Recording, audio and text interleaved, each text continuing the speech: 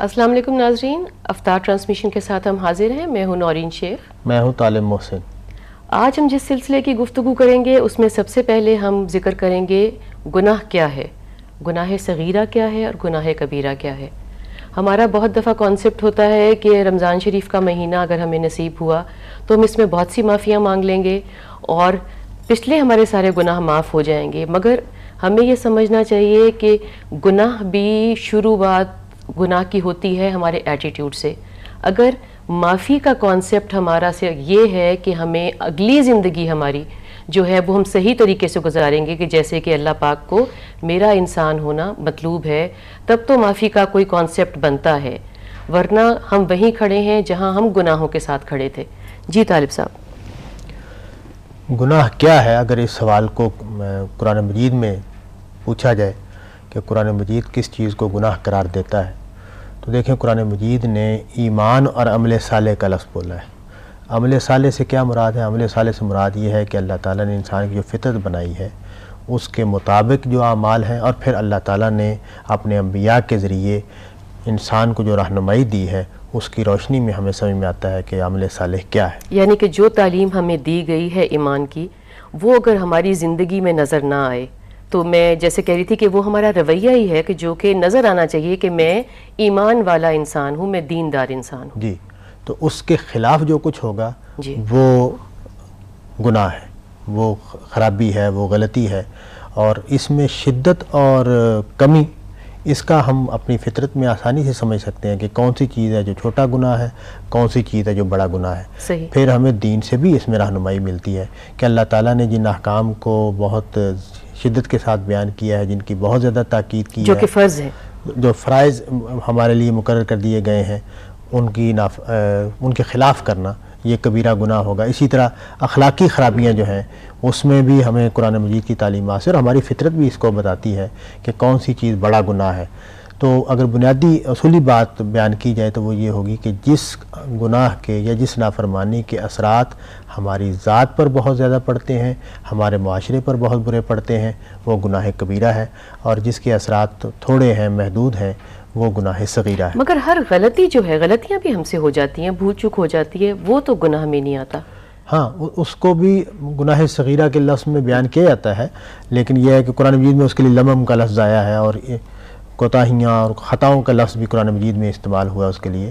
تو بنیادی بات یہ ہے کہ جو بڑی خرابیاں ہیں، جو بڑی نافرمانیاں ہیں، وہ گناہ کبیرہ ہے، اور جو چھوٹی نافرمانیاں اور چھوٹی غلطیاں ہیں ان کو ہم گناہ صغیرہ یعنی کہ کہتے ہیں۔ کچھ چیزیں ایسی ہیں کہ جس کا ازالہ نہیں ہو سکتا، یعنی کہ آپ نے کسی کو مار دیا، کسی کا حق ضبط کر لیا جس سے اس کے سارے خاندان کی زندگی ختم ہو گئی، کسی کو آپ نے ایسا نقصان پہنچایا کہ جس کا آپ معافی مانگتے رہیں ازالہ ہو نہیں سکتا۔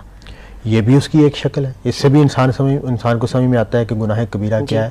پھر یہ ہے کہ نافرمانی کی سطح کیا ہے، آپ کس جگہ پر کھڑے ہو کر، اور پھر جیسے زنا ہے، جیسے چوری ہے، جیسے یتیم کا مال کھا لینا ہے۔ مطلب ہے کہ جو آپ دل سے بھی اگر معافی مانگیں، اگر زنا کا کوئی عمل کرتا ہے تو اگر آپ دل سے بھی معافی مانگیں اور واقعی معافی کے مستحق بن جائیں، اتنی معافی مانگیں، وہ عمل واپس نہیں آ سکتا۔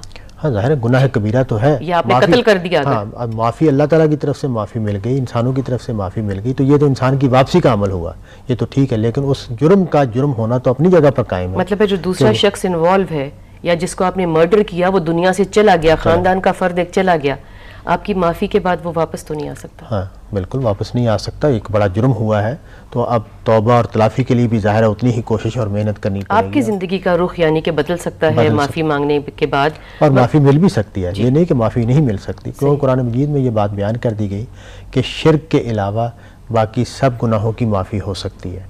شرک کو دنیا ہی میں چھوڑ کر جانا پڑے گا، دنیا ہی میں رجوع کرنا پڑے گا۔ اگر شرک کی حالت میں کوئی انسان مرا ہے تو اس کو قیامت کے دن معافی نہیں ملے گی، یا مرنے کے قریب پہنچ گیا ہے تب بھی معافی نہیں ملے گی۔ لیکن شرک کے علاوہ جتنے بھی گناہ ہوئے، بڑے ہوں یا چھوٹے ہوں، ان کو بارے میں یہ معلوم ہے کہ ان کی توبہ ہو سکتی ہے، دنیا میں بھی اور آخرت میں بھی امکان ہے کہ اللہ تعالیٰ ہمارے اعمال کے دیکھتے ہوئے ہمارے بڑے گناہوں کو بھی معاف کر دیں۔ لیکن یہ ضروری ہے کہ جو توبہ ہے وہ آپ کا ایٹیٹیوڈ ہے۔ آپ یہ انتظار نہیں کر سکتے کہ میں حج کے دن میں معافی مانگ لوں گا، میں 27ویں کو معافی مانگ لوں گا تو میرے ڈیفینیٹلی مجھے معافی مل جائے گی، یا میں تہجد شروع کر دیتا ہوں اس ٹائم پہ میں معافی مانگ لوں گا۔ یہ صرف ایٹیٹیوڈ کی بات ہے کہ آپ واقعی ہی معافی کا مقام کوالیفائی کر رہے ہیں. بالکل ٹھیک ہے.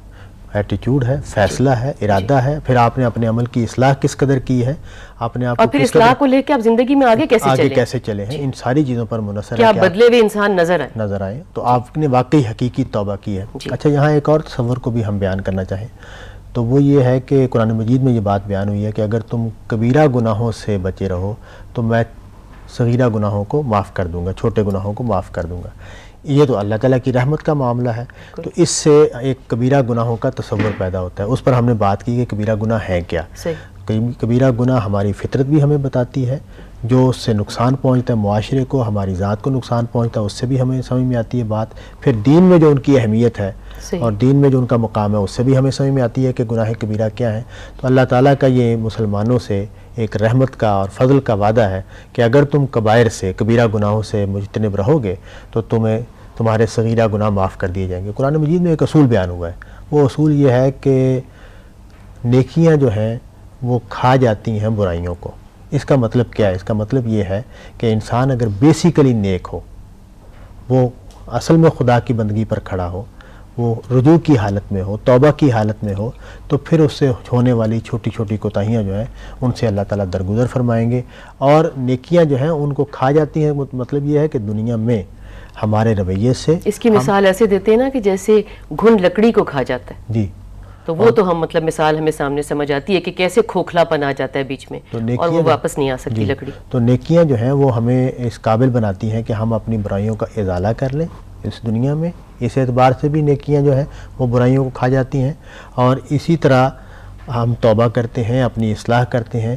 پھر یہ ہے کہ قیامت کے دن جب میزان لگے گی تو اس وقت بھی جو پلڑے ہیں اس میں برابر اگر نیکیاں بڑھ جائیں گی تو اس کا مطلب یہ ہے کہ نیکیاں غالب آ گئی ہیں برائیوں پر. تو کئی پہلوؤں سے یہ بات سمجھ میں آتی ہے کہ یہ عمل کیا ہوگا. تو اصل بات یہ ہے جس سے ہم نے بات شروع کی کہ رجوع کی حالت میں رہو, خدا کی طرف رخ کیے ہوئے رہو, دین پر عمل کرنے کی حالت میں رہو, اپنے آپ کو اس رخ پر چلاؤ کہ جہاں تم آخرت کی کامیابی تمہارا اصل میں مقصد ہے, ہدف ہے, اور تم اس کو اچیو کرنا چاہتے ہو. پھر کبائر سے مجتنب رہو, جو بڑی بڑی نافرمانیاں ہیں, بڑے بڑے گناہ ہیں, ان سے اپنے آپ کو محفوظ رکھو. تو پھر اللہ تعالیٰ کی رحمت انسانوں کو حاصل ہوگی, اللہ کا فضل اور مغفرت حاصل ہوگی, تو اللہ تعالیٰ اس کو معاف کر دیں گے. طالب صاحب, یہ بات ہے کہ ہمیں دیکھیں قرآن پاک سے بھی پتہ لگتا ہے, حدیث سے بھی پتہ لگتا ہے, اور اپنے معاشرے میں اصولوں سے بھی پتہ لگتا ہے کہ کبیرہ گناہ کیا ہیں. مگر کچھ ایسے کبیرہ گناہ ہیں جو کہ مجھے لگتا ہے کہ چند سال پہلے تک نہیں سمجھ آتی تھی مجھے بھی کہ یہ واقعی کبیرہ گناہ ہے. جیسے کہ وعدہ شکنی ہے, اس کو ہم کوئی سمجھتے ہی نہیں کوئی بات. جیسے کوئی شہادت دینی ہے, مطلب عدالت میں شہادت نہیں دینی, بائی دا وے کوئی شہادت دینی ہے. دو بچے لڑ پڑے ہیں آپس میں, وہ کہتا ہے اس نے میری پینسل اٹھا لی, اور وہ میرا بچہ ہے جو کہہ رہا ہے پینسل اٹھا لی, میں کہتی ہوں کوئی نہیں اٹھائی. یا وعدے کی بات ہے, ہم وعدے کو کوئی بات ہی نہیں سمجھتے. ہم انشاءاللہ کا لفظ لگا دیتے ہیں کہ میں کل کر لوں گا, ہم انشاءاللہ کا لفظ لگا دیتے ہیں تمہیں نوکری مل جائے گی, انشاءاللہ تم پاس ہو جاؤ گے, انشاءاللہ میں تمہارے لیے پہنچ جاؤں گا, انشاءاللہ تمہارا کام ہو جائے گا, وغیرہ وغیرہ.